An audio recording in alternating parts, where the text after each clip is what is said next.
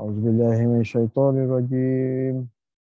Bismillahirrahmanirrahim. Alhamdulillahirabbil alamin. Assalatu wassalamu ala asyrofil anbiya'i wal mursalin wa ala alihi wa sahbihi ajma'in. Rabbi shrah li sadri wa yassir li amri wahlul 'uqdatam min lisani yafqahu qawli. Allahumma iftah 'alaina hikmataka wa anshur 'alaina min khaza'ini rahmatika ya arhamar rahimin. Allahumma a'inni ala dzikrika wa syukrika wa husni ibadatik. Wassallallahu ala sayyidina Muhammad wa ala alihi wasallam walhamdulillahirabbil alamin. Amma ba'du. Jadi alhamdulillah, syukur kita kepada Allah Subhanahu wa taala dapat juga bertemu untuk kali bulan yang ke-6 2022. Walaupun sedikit bergangguan masalah kelewatan trafik. Jadi tuan-tuan pun tak perlulah berhimpunlah dengan kadar yang apa kita ada lah. Siapa yang direzekikan datang, kita datang. Siapa yang direzekikan secara online, kita buat secara online. Jadi tak ada halangan. Perhimpunan kata orang tu berjemaah secara kerohanian kan. Berdepan dan secara rohani melalui jalan zikrullah al-khafi kan. Zikir martabat darajah. Yang ini kita faham. Martabat zikir darajah sebagaimana kafiat zikir khususiyah yang kita cucikan latifatul qalbi dan berserta dengan lataif lain bagi yang telah bersuluk kan. Jadi mata pelajaran tu orang yang bersuluk dia buat mata pelajaran dia, amanah yang diberi oleh apa nama itu gurunya yang ambil waktu suluk tu kan. Jadi teman jazamkan, jadi ikut amanah masing-masing. Jadi untuk tidak membuang masa lagi, kita tumpukan sebagaimana dijanjikan untuk tajuk bulan ni kan. Tazkirah bertajuk warid dan rahsia takluknya kepada Asy Saleh. Jadi maksud asas dinamakan waridnya disebut juga sebagai berbagai nama lah, seperti al-hal, al-madad, pengalaman kerohanian kan, waridahnya, nur ilahi ataupun rahsia sirrul asrarnya. Dan lain-lain menurut nama-nama istilah tasawuf. Tapi dari segi umumnya, conclusionnya adalah warid itu sendiri adalah berbentuk kurniaan Allah. Kurniaan Allah kepada ahli amal, ahli yang beramal dengan jalan rohanian taqarrub ila Allah. Jadi setiap getaran amal ibadat yang kita buat, dia mengandungi warid ataupun pengisian yang berbentuk berbagai jenis bangsa yang nama yang kita sebut. Sama ada warid itu bersifat al-basit, mana kita buat tu kita rasa kelapangannya, keseronokannya, bentuk zauqiyahnya, perasaan lazatnya, al-basitnya. Maknanya ada yang berbentuk warid al-huda, warid al-hadi. Bila kita bagi yang orang yang dapat warid ni, dia merasai ilham ketuhanan itu sampai. Maknanya dalam bentuk asma al-hadi, mana memberi petunjuk. Dia mendapat satu bentuk pengertian. Pengertian hakikat yang tidak dapat digali melalui kitab-kitab.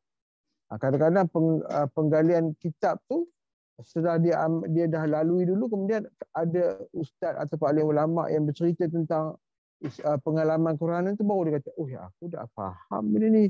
Jadi pengalaman waridah atau al-madad dia tidak bercanggah dengan pengertian alim ulama sufi ataupun pengertian hadis dan Al-Quran. Tidak bercanggah. Yang itu maka disahihkan benar, mutawatir. Bukan pengalaman hamba repik-repik. Pergi bukan-bukan lah apa nama tu yang mana kita tengok tu kan. Satu orang tu kata kejap Madinah, kejap Mekah, balik Batas balik. Tuan-tuan pun tahu siapa kan. Dan repik-repik pengalaman waridat tu. Dia dengan lagi satu ya, teman punya pesanan madad ataupun ahal warid ni bukan dijanakan ataupun dijaja merata-rata. Kalau ada pengalaman warid ataupun nak dinyatakan kepada tuan guru, repot tuan guru saja. Ataupun ada bincang sesama ahli, sesama rakan seberjemaah, dibenarkan lagi. Maknanya sebagai satu bentuk dorongan.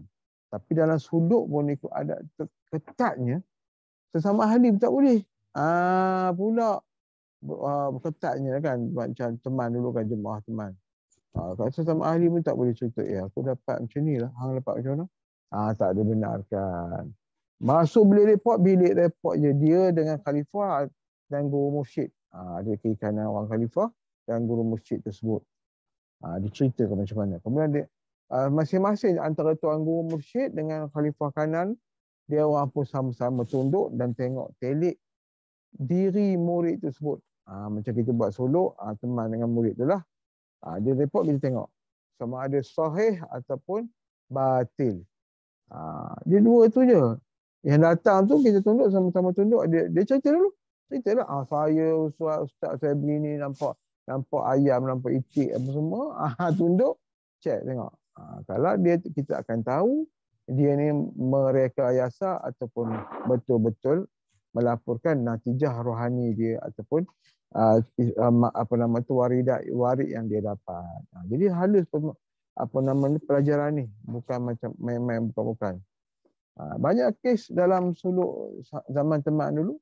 Dia reka lah. Dia pernah baca kitab. Dia kata, pengalaman ni cuba tengok. Report tuan guru. Kalau dia kata, pengalaman ni kalau boleh dia akan naik, kita menyebabkan naik makam kalau kita report.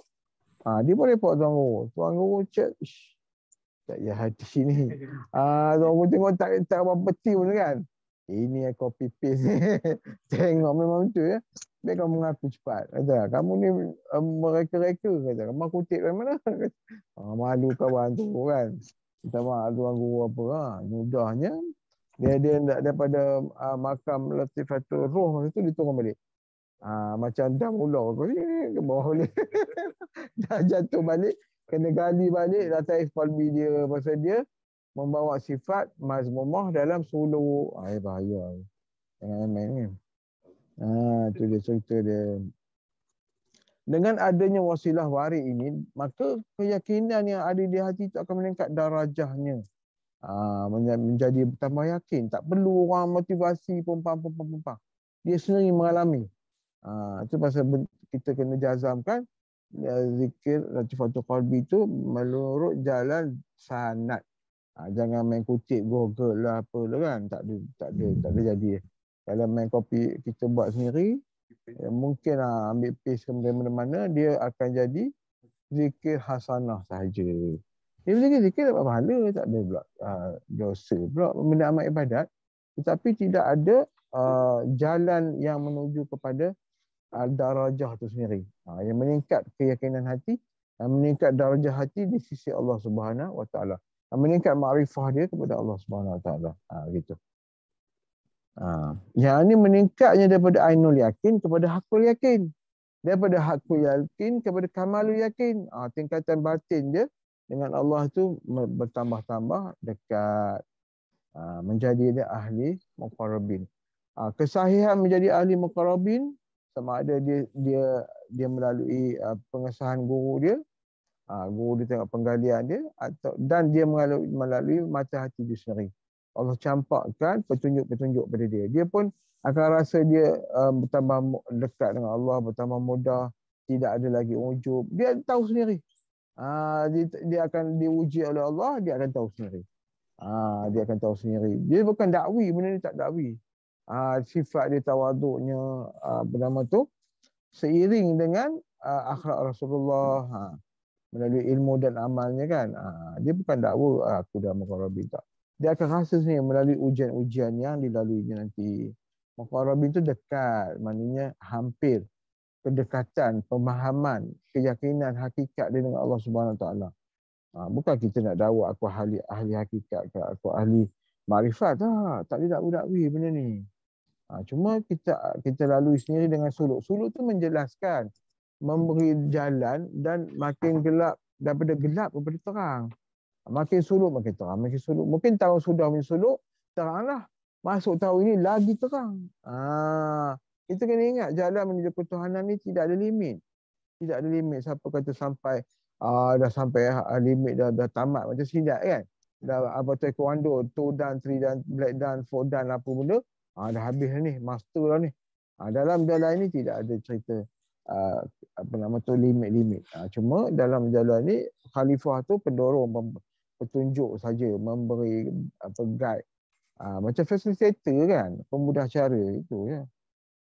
Tapi mungkin istilah ada orang panggil guru mursyid ke apa tu terpulang lah. Mursyid tu bijaksana kan, yang mengendalikan. Cuma istilah orang tu, ialah dia nak beri, nak hormat guru dia, terpulang lah kan. Pada teman, tuan-tuan bawa adab, okey, settle, tak ada masalah. Nak terlalu taksub teman, tak ada. Teman bukan jenis tu kan. Orang lain buat lah, teman tak tahu lah. Kerana apa? Hakul yakin itu apabila sampai ke maqamal yakin, dia menyaksikan sendiri dengan mata hatinya, dengan musyahadahnya, mengenai al-dahsyatnya kan, al-wujudannya, al-zauqinya, al-dahsyatnya, maknanya satu makam juga. Maknanya ketakjuban kita kan, dikatakan mendapat dahsyat tu dalam, kalau siapa fasih dengan bernama makam nyawa kan, makam di tengah kematian, dahsyat dia ada tabdalnya kan. Maknanya apabila kita sampai ke sakarat, kita akan melihat dahsyat tu, maknanya ketakjuban. Ketakjuban, ketahayurannya, keasyikan dengan Allah. Macam orang kita melihat sesuatu yang luar biasa pada kita tak pernah tengok, dia kata makam al-zauqinya, makam wujudannya, al-dahsyatnya kan. Dahsyat ni orang tu dahsyatnya, itu istilah Melayu, tapi dahsyat dari segi Arabnya makam yang satu bentuk yang takjub, yang sungguh tidak dapat dihinggakan kan. Selalunya takjub kita waktu kita kembali kepada Allah, berdasarkan kedudukan hati di sisi Allah Subhanahu Wa Taala masing-masing. Kalau dia kufur lah, dia dapat dahsyat yang kufur, terbeliak mata kan. Kalau dapat dahsyat secara orang beriman, orang aribillah, berpeluh dahinya macam Rasulullah sebut. Bagaimana tu menyebut nama Allah, akhir husnul zat, husnul khatimah. Jadi beberapa hadis Nabi yang sebutkan. Selalunya berpeluh dahi dengan ada beberapa tanda lagi lah. Disebut dalam Al-Syara' Al-Hikam berkenaan dengan warid ni kan. Maka beraneka macamnya jenis amal itu supaya terjadinya beraneka macam jenis warid yang masuk dicampakkan Allah ke dalam hati manusia, hati insan itu kan. Maka beberapa amal adalah dalam berbentuk keadaan rohnya, adalah adanya ikhlas yang dititipkan, dirasakan di dalam amal warid tersebut. Maka disebut ini adalah hasil kepada wirid. Mana wirid itu amalan lah. Amalan. Maka antaranya yang paling tinggi ialah al-ikhlas, mana mukhlis. Maknanya ruh kepada amal tu, maknanya natijah kepada amal tersebut. Kalau kita makin beramal, kita perhatikan, makin tinggi mazmumah, aku amal, aku pergi masjid contoh kan, pakai jubah, dia tak hasil dia ujub, aku rasa hebat. Dia mungkin dia rasa dia tak waduk, tapi dalam pada yang sama dia ada halus lagi, dia nak mempersembahkan amal dia kepada manusia kan. Nampak dia rasa dia ialah somebody, dia kita kata beramal lah, kita makin rasa tunduk, makin rasa apa nama tu, dengan manusia kita rasa tidak ada lagi yang kita nak persembah kepada manusia kan. Kita tidak ada rasa nak berdebat. Itu sifat-sifat 10 sifat mazmumah, kita boleh tengok situ apa-apa yang menyebabkan. Kalau kita beramal, kita ada pula kutip 10 sifat mazmumah tu. Maka berhati-hatilah. Dalam suluk pula, bila kita beramal dengan makam zikir yang dibagi tuan guru kita, maka akan menyebabkan sifat mazmumah itu akan reduce. Makin perlahan hilang. Kalau kita al-ghadab, kuat marahnya kan, suaratul ghadab. Kita perhati, sebelum suluk dengan selepas suluk. Macam mana keadaan ghadab itu? Makin kuat ke? Makin boleh kontrol ke? Kita akan tengok. Kemudian bakhil, kedekut. Tengok, lepas sebelum suluk dengan selepas suluk. Kuat dah kedekut itu. Kalau masuk 10 kedekut, keluar pun lagi 10 sama kedekut, ataupun masuk sebelum suluk 10 kedekut, keluar 10, 20 kedekut. Itu pakat teruk lah. Kena bancur lagi lah. Dia mesti makin kurang sifat mazmumah. Ataupun salatul ta'am, kuat makan kan. Aku sering ke sana pergi cari kedai sampai Kata orang tu dia kalau boleh tu Google lah mana kedai sedap kan. Dia, kita kena berhati lah. Bukan tak boleh makan tapi terlalu kan. Salatul ta'am. Kita akan makin pelan kan. Kita alami sendiri. Kita tak boleh dakwa lah masing-masing rasa kan. Makan tu suka makan tapi dia limit lah kan. Dia akan terkenang kan. Dia akan datang warid tau. Ini tuan ceritalah pengalaman warid dengan tuan guru yang tarbiyah teman. Kadang dia buka lagi sikit-sikit warid ni kan. Dia pun duduk tu ada orang hidang dia makanan mewah lah. Mungkin ada jenis apa kan. Dia makan dia rasa ya Allah aku ni sebiji macam lembu kata. Dia rasa dia macam lembu. Datang warid tu. Dia menangis nitik apa makan banyak ni kan. Dia rasa sedih, dia rasa dia tak boleh tengok makanan banyak. Sebab lebih daripada keperluan dia. Dia rasa begitu. Nabi Rasulullah tak macam ni. Kata. Tapi dia datang batin je lah. Dia tak cerita pula. Tengah makan, tengah ramai-ramai, dia buat ceramah. Kami kita ni semua lembu. Tak mampu lah. Orang anggap je tipe tenang. Tidak, dia akan datang sendiri. Itu bab kena salatul ta'am. Ada lagi lah. Salatul al-kalam. Suka berjidal. Dia mungkin sebelum ambil amalan ni dia kuat berjidal, dah ambil jalan Arabilah ni makin kurang. Dia rasa akan insya-Allah. Gitu keadaan. Itu ringkasan lah.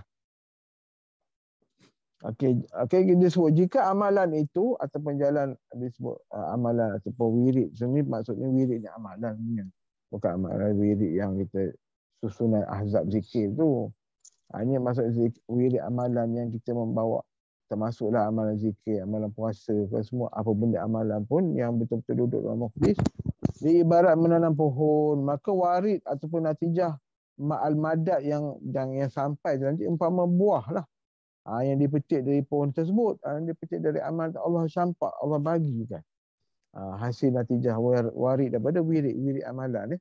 Yang kita tuan buat tawajuh apa datang suluk apa semua tu wirid lah tu. Semua umum faham wirid tu selepas sembahyang subhanallah. Ada orang faham begitu. Ataupun apa nama tu la ilaha illallah 100 kali. Itu pun sebenarnya amalan, cuma kita lebih khusus, lebih detail, lebih kata orang tu yang mendorong kepada jalan khususiah kan. Itu. Ini yang kata. Komen 17. Dah 17. Okay, jadi kita tengok seterusnya pengisian ni. Ya, tak apa, teman pun lah boleh. Ya. Jadi antara tadi semua sebut banyaklah jenis warid. Pertama warid al-basi, warid al-hadi, warid amal tu aqhar. Aqhar tu maknanya bila kita berbuat sesuatu tegahan Allah tu kan, sesuatu maksiat, Allah akan datang warid al-qahar. Dia merasa kekerasan teguran Allah pada dia. Mulalah lepas buat sesuatu benda yang Allah tak redha, dia datang kesempitan, dia rasa kadang-kadang jiwa dia tak tenteram. Itu warid al-qahar lah. Allah bagi sign, warning kan. Kamu ni dah jauh ni, dia datang. Tapi bagus daripada orang tak ada sign, tak ada warid. Allah tak tegur langsung lantak. Jaya, bahaya. Jadi al-zauqi ni adalah perkara pengalaman rasa, iaitu rasa yang kedapatan rasa, kesedapan yang hasil daripada amalan tersebut yang menghasilkan syuhud.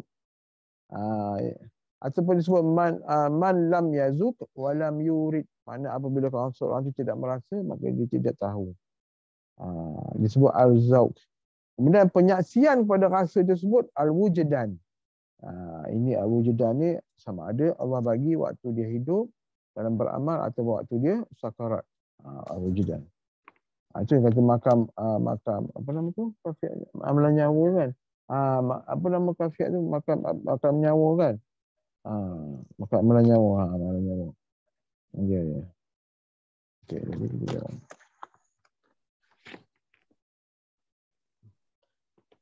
jadi dalam bentuk al-warid tersebut tadi, apabila kita dah lazim dengan al-warid tu kan, dia akan kekal menjadi mendorong kepada al-maqam. Contoh warid yang menyebabkan dia teguran Al-Qahar Allah tu kepada contoh dia tidak pernah bersyukur dengan Allah kan. Jadi Allah tegur, dia faham kena masuk syukur, maka dia akan didorong ke Allah kepada makam syukur. Kadang-kadang kita faham makam syukur tu macam mana. Dari segi bahasanya, makam kita tahu berterima kasih pada Allah. Tahu berterima kasih pada Allah, maknanya kita tidak lagi melalaikan apabila nikmat-nikmat yang Allah bagi ni, kita tahu membalas ataupun menyatakan kesyukuran kepada Allah. Contoh dapat duit, dia tahu di mana letaknya syukur, makam syukur untuk orang yang dapat duit. Dia berjalan yang mengeluarkan haknya, berzakatnya, berinfaknya kan. Contoh itulah tadi, bila kita dah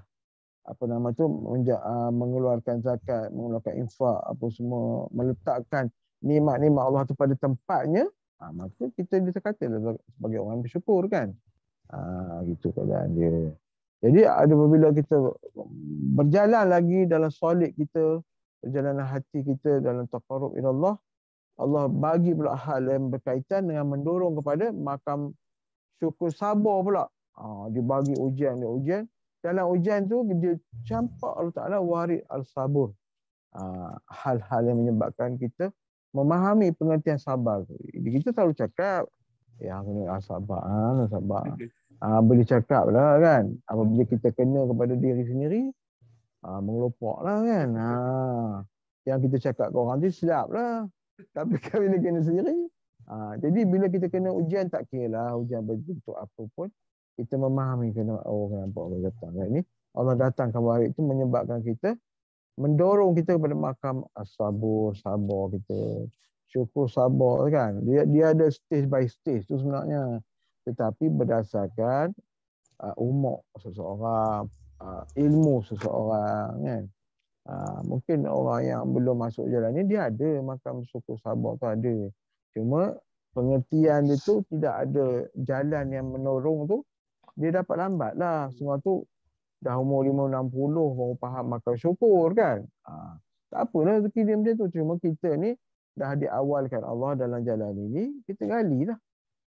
Kata orang tu, ada yang jumpa lomba emas umur 50, ada jumpa lomba emas umur 60, dia tetap gali juga, dia nak dapat emas. Jadi tuan-tuan dapat umur sekarang, gali kan lah. Gali kan, teruskan.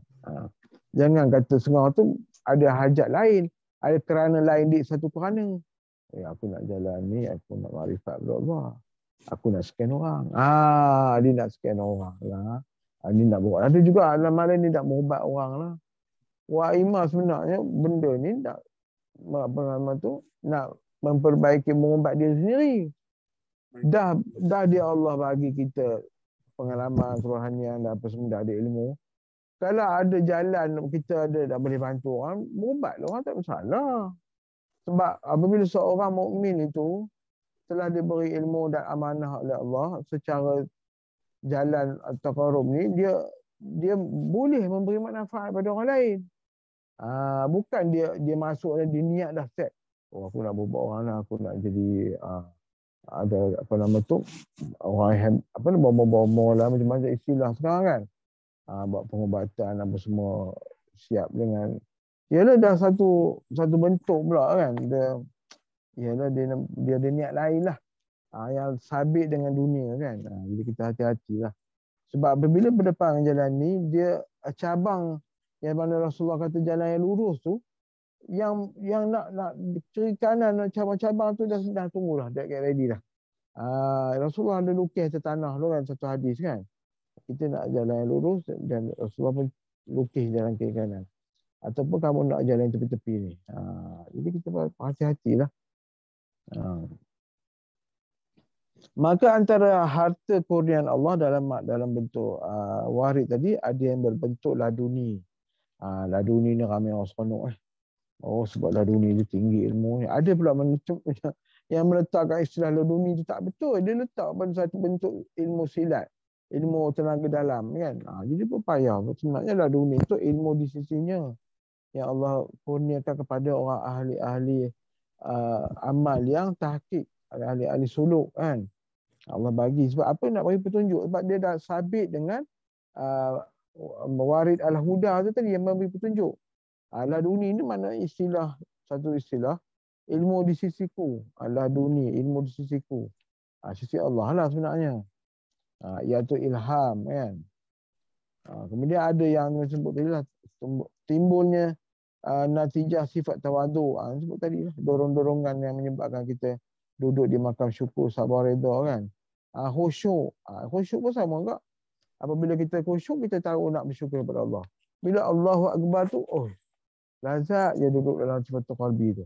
Kita merasa, ya Allah, nikmatnya engkau punya perkurniaan hari ni dan solat ni tak pernah aku rasa, ya Allah. Rasa makin syukur, makin dekat, makin berterima kasih. Dia mulalah lagi tinggi ibadat dia, lagi kuat dia. Dia rajin bersedekah, dia buat manis muka dengan orang kan.